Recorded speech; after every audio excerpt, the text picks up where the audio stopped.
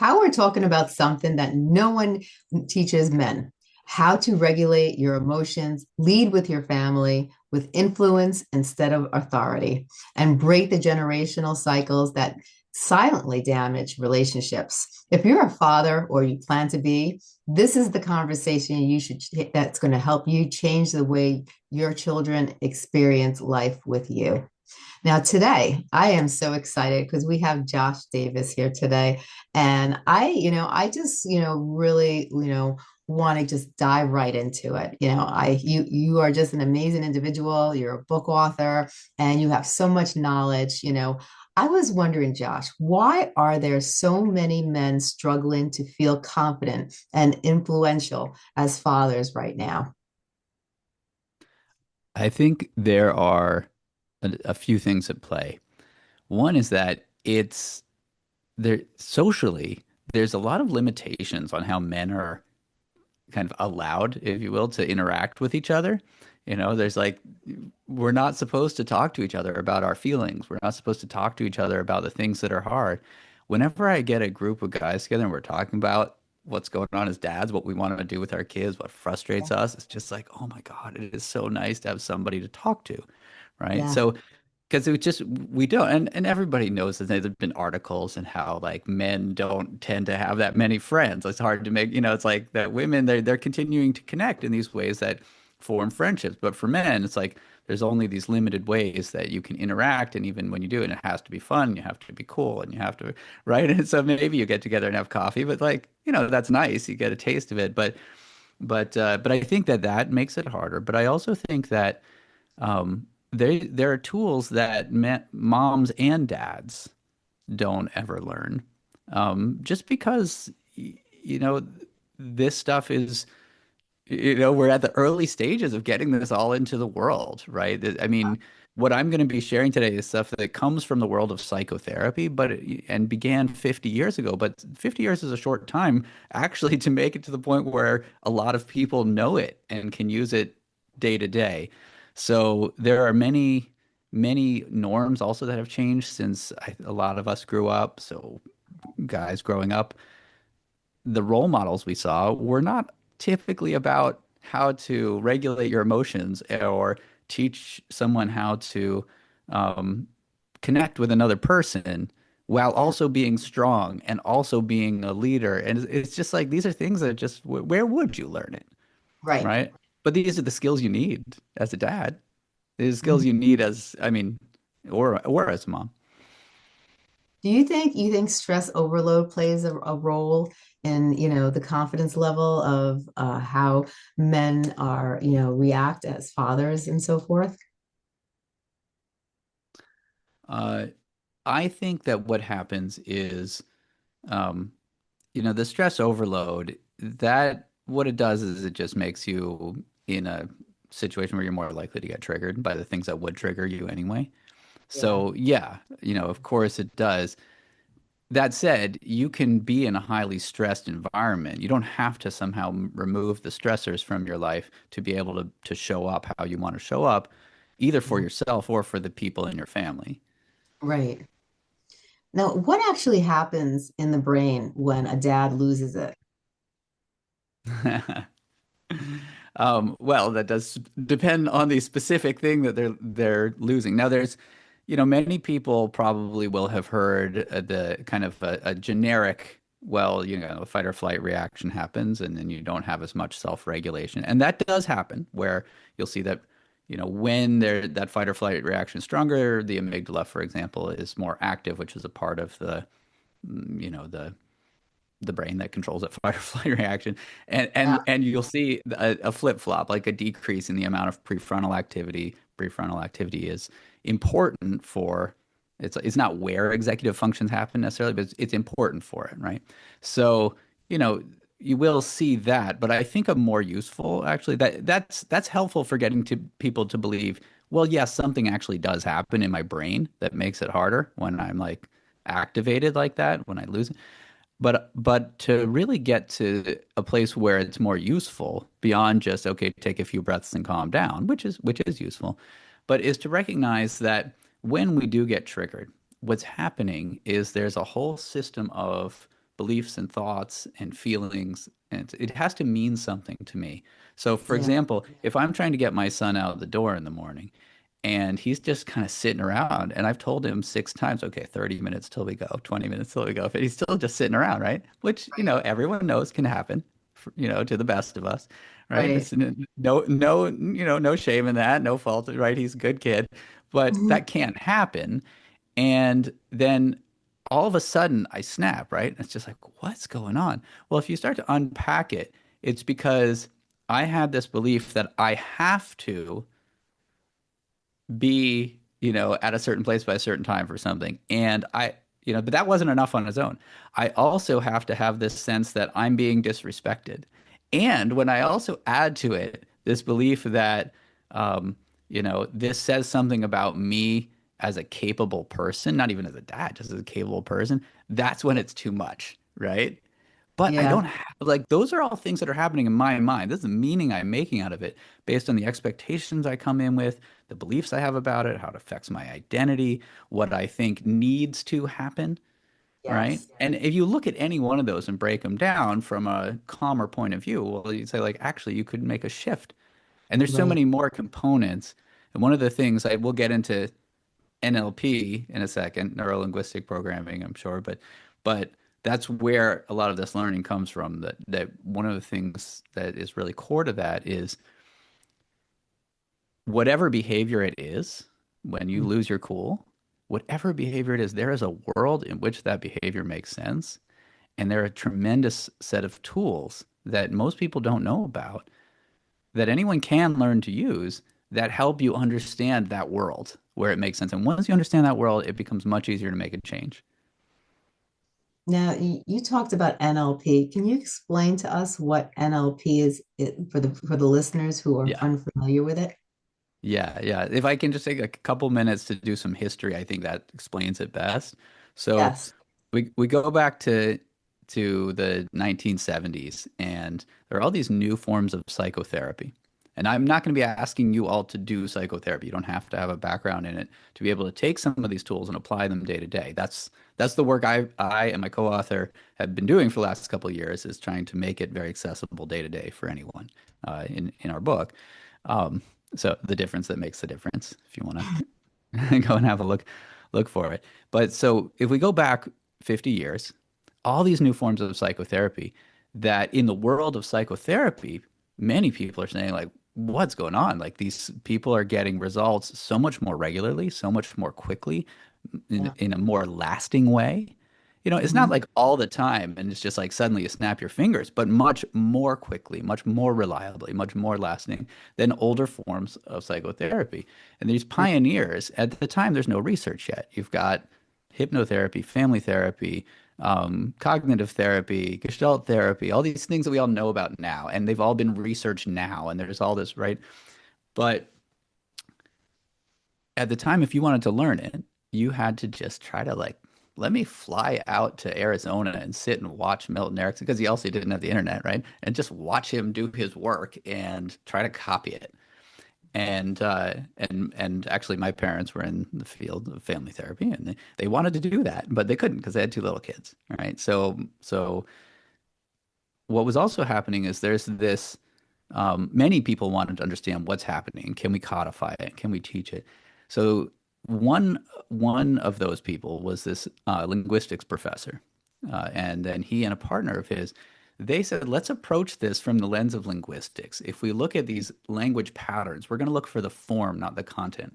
Can we Right. can we use what we've learned from the world of linguistics, like how to translate, patterns into how thoughts work? And so they go around at looking for the signal in all this noise, Mhm. finding what are the things that these therapists are paying attention to in language and in nonverbal communication, and how are they using language and nonverbal communication. And then they tested it a lot themselves, and they worked out, and they got endorsements from the people they're studying, and they started using it. And so in the world of psychotherapy, this started to take off, right? And then eventually, years later, when coaching became a thing, it started to take off. And other people have recognized many uses of it, marketing and sales and so forth. You've probably heard of Tony Robbins, right? And he Mhm. says NLP is the most powerful stuff I know. He's written that, and that it is what he is using, right? And it doesn't mean you need to be like all rah rah like Tony Robbins, and that's certainly one way of doing it. But it's, I think that's him authentically. But the tools, I think many people would say, yeah, what he's doing is quite powerful, right?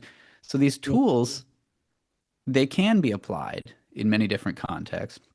50 years on, because I have a background in neuroscience and psychology and was a psychology professor at Barnard, which is part of Columbia University. Mhm. I'm looking at it and I know NLP and I've been teaching NLP for a long time. And I was like, well, now if you look at any of the tools of NLP, there is Yeah. research to support it. It's just been done under a different name. And so we put that together too. We showed that in the book, the research, as well as how do you make it easy to use, how do you apply it, just with some simple reflection questions. Um, Right. and uh, and so this is stuff that comes from people who are doing change work all day, every day, for every kind of change you could imagine. It's health, it's relationships, it's professional change work, changing yourself, helping others to change, right? And so this time tested now for 50 years. There's research to support it. It's just sort of like this incredible toolkit, and Yeah. people don't know about it. And so me being a dad, and I love being a dad, even the stuff I don't love, and there's stuff I don't love, but I Mhm. like, it's just like dads need to know about this. Like, there's so many things we can do to just so quickly be able to harmonize the household and Yeah. like show up how you want to be and choose your emotional state, right? And it's just there's so much that we can do that's just sort of like many people just simply don't know. I love that. I love that. Now, what's a concrete 30-second reset that dads can use before they react? Oh, okay. Great. So a concrete 30-second reset. Will work for a lot of people. Nothing's going to work 100% of the time for everyone. And so it's useful to have multiple things. Um, but for many people, most of the time, this one, when you say to yourself, and you can practice this ahead of time, that'll make it easier too. There is a world in which their behavior makes sense. And you Mhm. let yourself enter that world for a little bit. And I can give some examples of that. So, it's like it can be something as simple as like, you can't believe that the socks are still there on the floor, right? Day after day after day after day, right? They keep being there on the floor and not being, it's just like, and it aggravates you. And you could lose it and have an unpleasant time, right? And not, instead of engaging the way you want to and enjoying that Right. relationship. Um, but if you let yourself get into that world and say, okay, what is the world in which it makes sense? It's like, oh, okay, they're just not really seeing this as like an an important thing. Like this is like, yeah, you know what? I'm being good. Why aren't you recognizing the other things? And why can't why does that have to mean so much? It's just like I just forgot. Like, it's Yeah. like, like there if when you get into that world, suddenly you engage with them differently. And another one that was for me, one of my kids was like uh, thinking about like had an assignment, right, and had to pick, right. This am I going to study Saturn? Am I going to study Neptune? Right. And but then time's going on, right, and it's just like no decision, no decision. And we're starting to be like, come on, you got to make a decision. It's not going to matter, right? You're going to have a good day, right? And and then we hear, well, I was asking the teacher again today what I should do, and we're thinking, oh, the teacher's probably also thinking the same thing we are. Come on, just like make it. But then I took a moment. I'm like, wait a second. Come on, Josh, you know this. There's a world in which it makes sense. Go into that world. Yeah. So I go into that world and I'm realizing, I mean, pretty quickly, I'm just like, wow. And by the way, you can do it wrong and then just pivot and do it right. Like you don't have to be perfect. I had been saying things that were annoying my kid, and then I did this like within 10 minutes later, right? And so I go into this world. I'm like, how does it make sense? I'm just like, wait a second. This is a big decision. This is going to be like a month in a Mhm. kid's life, a month where it's my project. I haven't had a project before. This is my project, and I'm going to learn about this. Like this is, I have to choose which of these planets I'm going to learn about. Like that is actually a big deal at that age. How do I make that decision?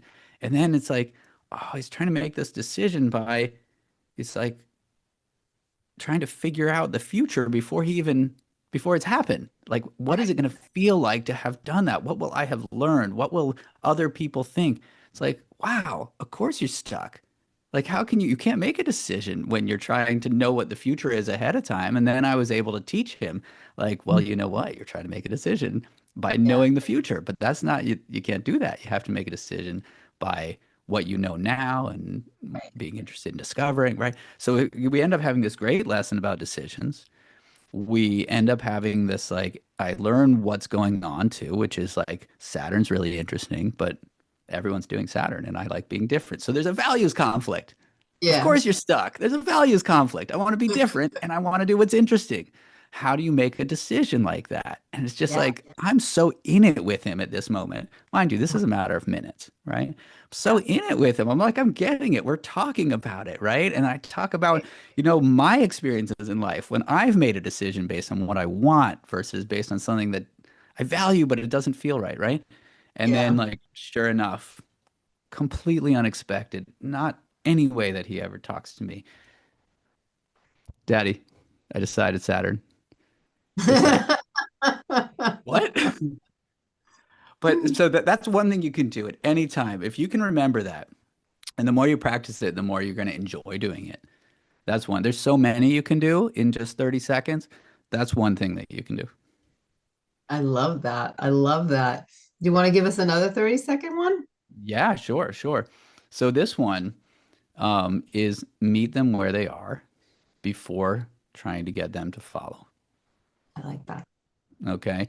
How many times have you been like upset and somebody says, calm down? You got to calm down. Do you ever calm? What's the reaction you have, right? Angry. You get angry. You do not calm down. They did not meet you where you were, right? They completely just denied your reality. Yes. And when you do that, somebody doesn't trust you. They're like, well, if you don't understand even if it's a person you know well, who you trust, Hmm. if they just denied your reality, well, then obviously I can't trust anything you're going to say because you don't get it. Yeah. If you don't get where I am, I can't trust your advice. It's as Right. simple as that. It's like every people are smart enough to know that. Like everyone gets that intuitively, and it's smart. Like that should be how it is. Like why you go Mhm. to a doctor and they don't listen to you and tell you what you should do. Well, you're not gonna. But if the doctor's like, oh, really? So it's been hurting for how long? Really? And over there, and there's this additional thing. And you said you tried the supplements, and then what happened? Okay, right? You're gonna, if that doctor suggests something, you're much more likely to actually do it, right? So when they're coming to you, meet them where they are. And it can be energetically, it can be with your body. Like the person needs to calm down. It's just like, that is really messed up. Like that, like I would not be calm right now if I were you. I get it, right? Or if you don't think they deserve to be all upset, you don't have to say that it's true, but it's just like there's no like I'm with you. Like, it's just like just join the energy somehow, right? When you're Right. like acknowledged, like, yes, you are upset right now. I get it. I hear that you're upset. You're upset with me. And Right. you're upset with me. You're upset with me. You're upset with me. You're upset with me, right? And then I'm starting to calm down a little bit. And then Mhm. you've heard, I get it. I get your reality, not just the words, but I get the energy, right? And then I'm ready to calm down with you a little bit and I can take you somewhere else. It's like the kids are fighting. It's just like, you feel like that's totally unfair, right? Like that's not usually where we start, but that Right. is where they are. It's like, yeah, Yeah. right? Am I right? Am I right? That feels totally unfair. Yes. Oh, okay. And now they're able to turn and listen to you. So meet them where they are before I you like try to do anything. You that's remember that's that? Do that in 30 seconds. Yeah. that's awesome. That's a great tool. That is a great tool. It works Now, for grown-ups too. oh, I'm sure it does. I'm sure it does. Yeah. I'm thinking of my husband as you're talking. Uh-huh. So, what does it mean to earn the right to influence? Right. So people only change themselves. You can't manipulate someone. You can't make someone do something. Like if you do manage to get somebody to agree to do something they don't want to do, they're gonna Mhm. realize it pretty soon, and then Right. you've lost trust, and they're gonna hate you, and it's gonna be very difficult, right? Yeah. So I mean, and that. then it's just like maybe a moment of confusion. Like that's like so most of the time though, that's not even on the table. It's not even part of it. You can't make someone think something. You can't make someone do something. Only they can. Yeah. And so, but if you have an interest in having them think differently, even if it's for their benefit, it's just like somebody has told you, I want to work out more, and you're trying to influence them to work out more, right? That's a Right. pretty wholesome thing to do, right? Yeah. They've even said they want to do it, right? I think we can all think of plenty of cases like that, right? Yeah. But then how do you actually get them to do it? Well, to earn that right to influence, a lot of it comes from understanding where they are currently, their mental model, like their idea about well, I can't because it has to be before work or Right. after work, and I'll be too tired if I wake up. Hmm. Well, okay, so does it have to be? Like, why, what would happen if it wasn't before work? You can start to explore that kind of stuff with them, but you do have to acknowledge that that's their reality, even if you're like, that's not true. You can take a break and you can do it in between. You can do 10 minutes here, whatever your mindset is doesn't matter nearly as much, or maybe even at all, as Yeah. compared to their mind, like what's going on in their mind. So, Yeah. to earn the right to influence, I need to understand what's in your mind. Like, Yeah. what's your set of beliefs? What's your constraints? What's your desire? What's even the way you talk to yourself? How do you like to think about yourself? What's important to you? And it's this meeting you where you are, but just in an even richer sense. Yeah. Right? And when I do that, I earn the right to influence. You know, it happens non-verbally and verbally. So Hmm. there's been research on how, when sometimes you feel like you click with someone and you just kind of like it's easy and you have this rapport and you're feeling good, you're trusting them. So Yeah. when people like each other, they tend to get in sync. Like they move more like each other. They speak at the Yeah. same pace. They even take on the accent a little bit. They're like, if one's kind of nodding their head more, the other one does, right? And if the one's kind of closed off, the other one is. And so that just happens. We've all had that experience. And it goes the other way too, that when we do that a little bit more, we start to feel more connected Right. and just kind of in sync, not copying, but what's happening is I think a useful way to think about it is this. Um, that it's a way of showing the other person unconsciously, non-verbally, I really am trying to understand your reality and I care about it and I respect it. It's like you're Right. moving more slowly than me. Let me move a little bit more slowly and just see what happens, see if I kind of get it. And then we are able to, we just like, how sometimes you say, like, oh, I feel you, right? You feel Yeah. the other person a little bit more and you're more in sync and it's easier to so we've got these nonverbals as well as these verbals, and what you're really trying to do is to like understand what is their world right now, meet Yeah. them there, and that's how you earn the right to influence. When people feel heard and understood, they are ready to reciprocate. I like that a lot. Now, most of us are parenting while we're still healing. How do dads recognize patterns that they're unconsciously repeating, like tone, withdrawal, control, conflict style? Hmm. Yeah. Um, so how do you recognize your own patterns, right? Because usually what's the phrase, like the fish in the sea, you don't know. So there's a wonderful set of tools for that have to do with perspective shifts. Hmm. And this is something we're capable of that we just don't take advantage of. So you know how it's very easy to get lost thinking about the future, worrying about what will happen, or ruminating on the past, or right? Yeah.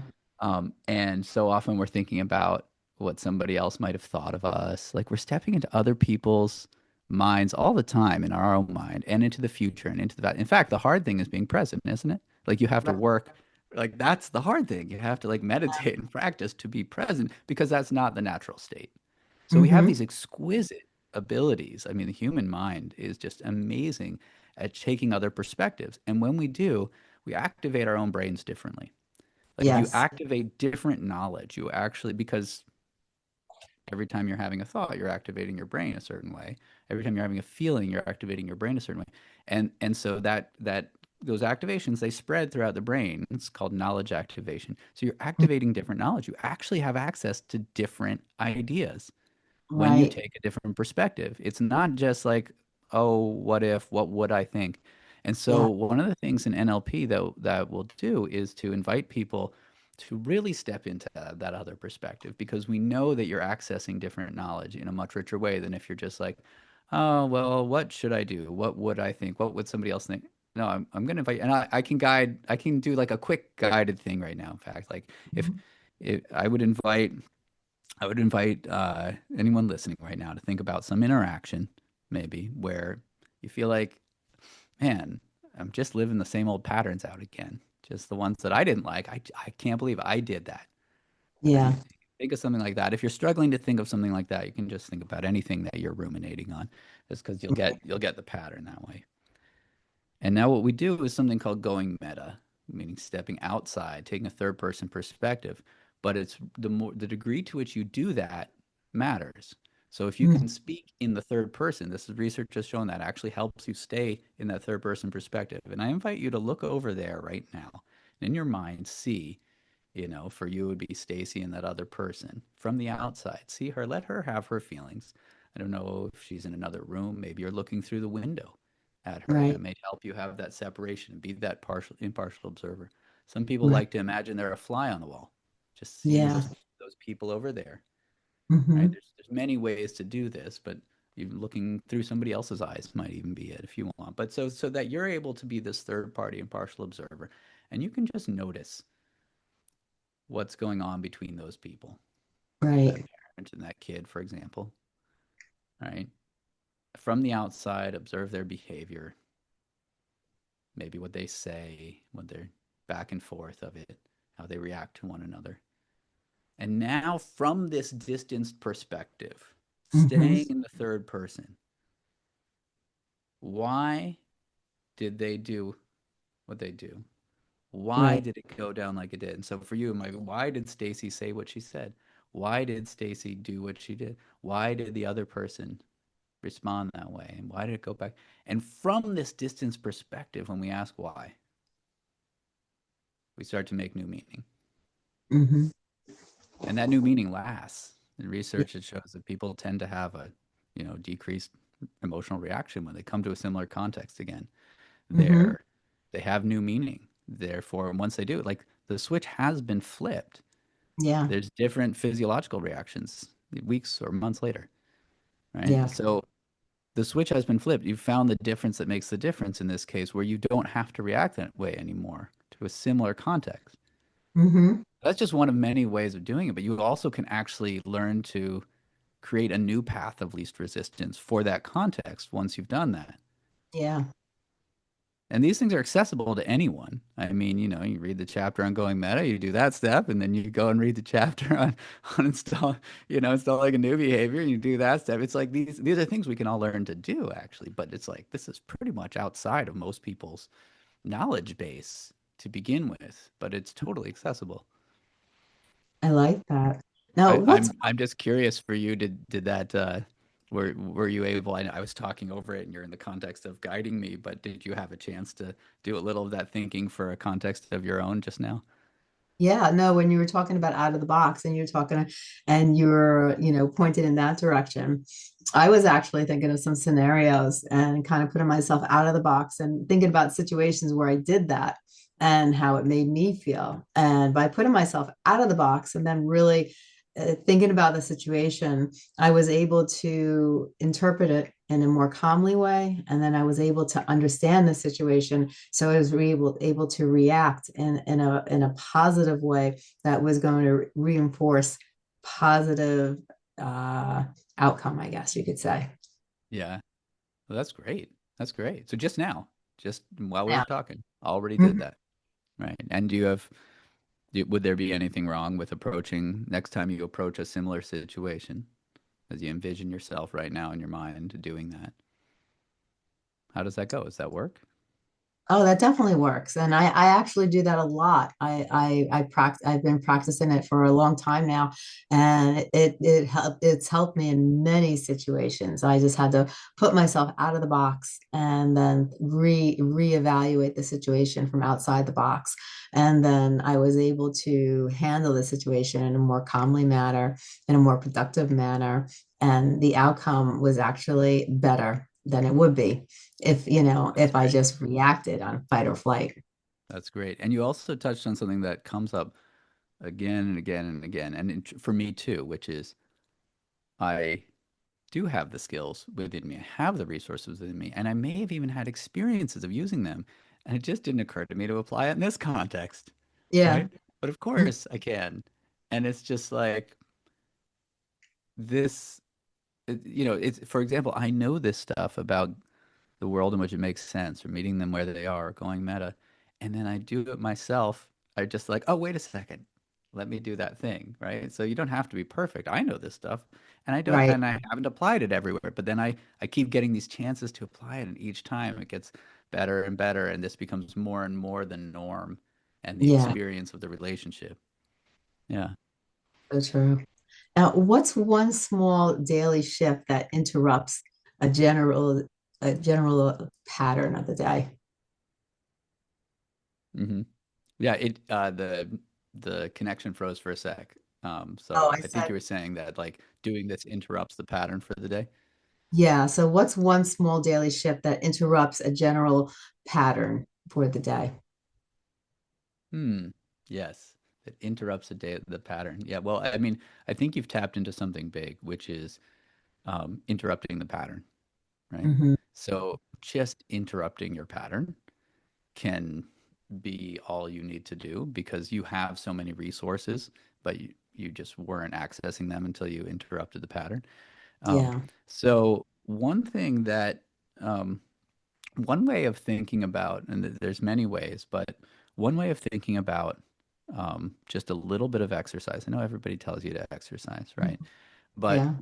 you are interrupting the physiological patterns. And even if you're just 10 minutes of getting where you're not even that sweaty, you don't even have to change your Yeah. clothes.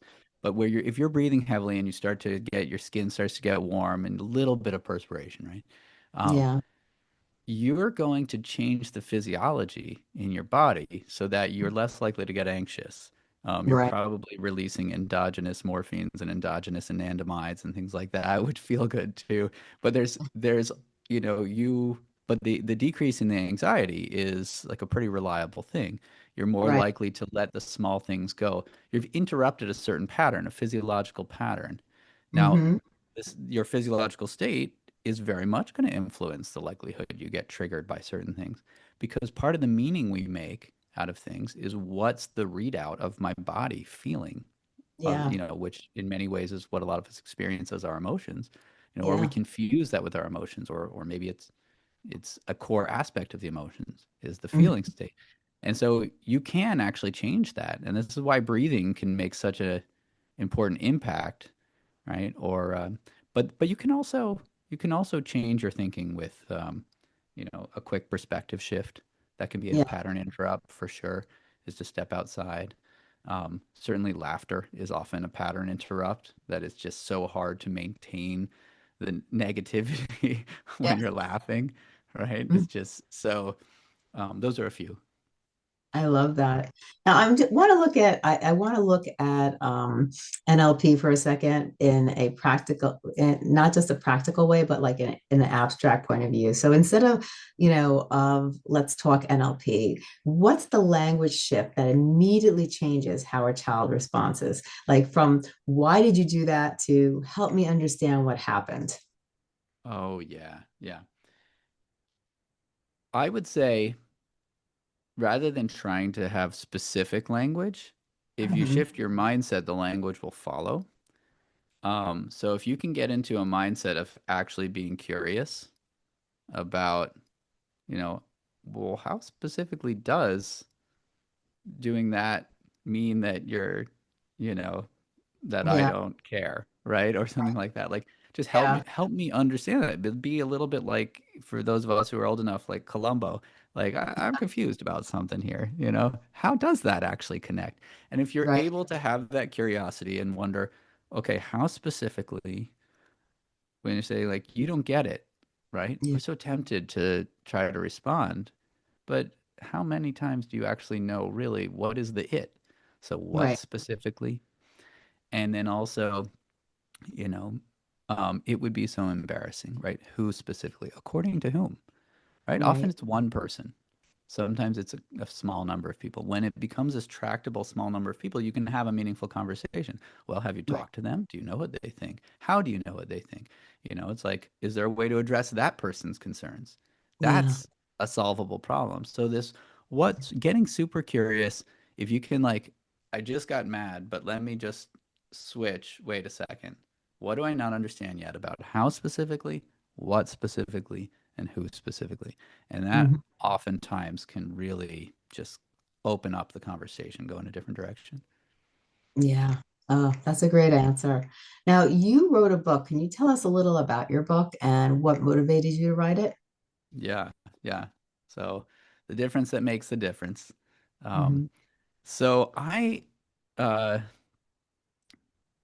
for many years, I've been wanting to create a book that introduces these tools to people. I mean, I first started learning about it 26 years ago, and I've been teaching it for a long time, to I don't know, 15 years or something. So for many years, I've wanted to find a way to have a quick introduction that I really thought made it accessible, easy to understand, and believable. Right. Because sometimes people say, well, what's the research? And so that I think is important for someone like me, at least, to like Yeah. say, well, here's the research actually. And it's all cited and everything. I mean, I want people to be able to go and dig it up and and propagate the accurate, answers, and not just say like, Yeah. oh, I heard it somewhere. It was something like this, right? So so I have been craving that for many years. And then along came Greg, my co-author, and I was teaching a class at the time. And this was about how to enjoy public speaking, something that this is unusual, right? But I really love it. Like I'm in my element when I'm doing that, when I'm teaching. Yeah. And so what one of my mentors in NLP said to me was like, well, wait a second. There's an opportunity here because public speaking is this thing people struggle with so much. You Yeah. love it. Let's use the tools of NLP to understand your mental model and the mental models of people who love it Right. and teach that. How do you, because there's so much about accessing resourceful states and showing up how you want to show up and being clear on what really matters. And so how do you help people do that? So we created this program. Anyway, so Greg shows up to take it. He's a trial lawyer. He does a lot of public speaking. Someone who Hmm. just loves taking classes. He's actually great at public speaking already, but he really, he wanted to keep expanding. Yeah. And he loved that approach, right? And so he says to me like, "Hey, let's start making this stuff accessible for specific audiences because there's so many people who need it who don't have it." And Yeah. like, he just says to me the phrase like NLP for lawyers, and just instantly I was like, you are so right. This is the work I want to be doing, right? Yeah. And then with more, he said, well, let's start with a book and become the experts. And I was like, no, let's just start teaching. I wanted to get into it, right? He's like, no, let's start with a book. So this partnership between a trial lawyer and, you know, a teacher, right? We're not like our differences were so useful in terms of like what we thought mattered and how to talk about it. But we also both had the same realization about the power here. And anyway, so we end up writing a book that's for everyone, not for lawyers. And then we're both taking it and applying it in different ways. And so, being a dad right now and being all about being a dad, it's just like this is where I want to apply it, right? But so that's what motivated the book. And then I had been, if you've ever taught and you know the phrase like the best way to learn something is to teach it, like the chance to just sit with this and be in this stuff that I had fallen in love with 26 years ago was so amazing. And I mean, the responses have been that we succeeded, that Yeah. people are, that it really does make it accessible. Right. I love that. Now, can you tell us a little about the services that you provide and what you have available for people to help them? Yes, yes. So I've been mentioning the dad stuff. So let me first start with that, which is joshdavisphd.com/dads. So they're, programs for dads where, we got groups, we got,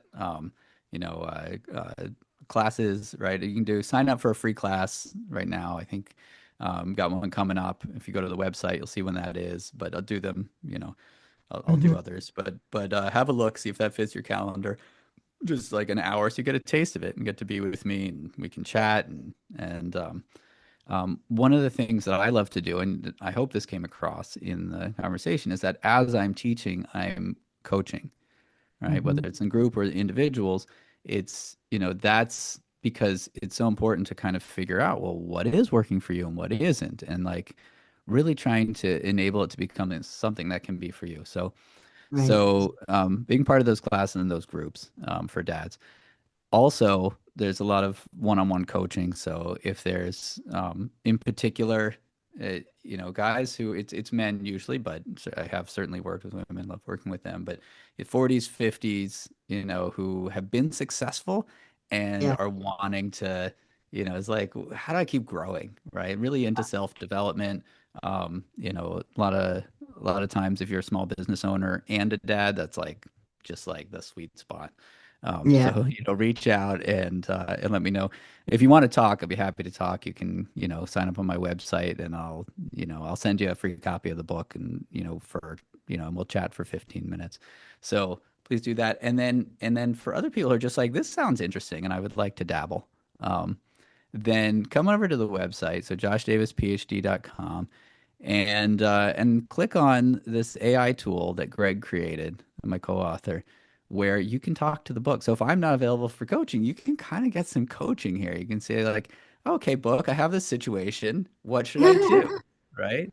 It can help you think through, either give you questions to reflect on or ideas to have in mind, and to be honest, I use it myself, right? And it's awesome. Like I love it, it's just like, oh wow, that was great.